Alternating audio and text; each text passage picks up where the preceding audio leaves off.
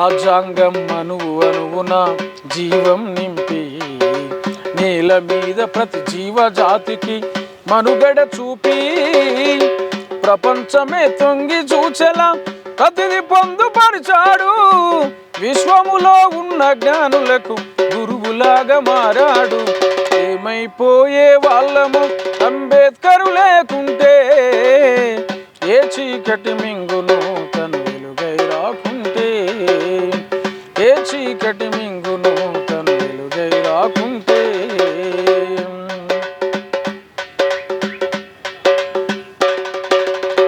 తెలుసుకొని తెలుపగరండి ఆయన చరిత, గొంతెత్తి వినిపించు మహనీయుని ఘనత.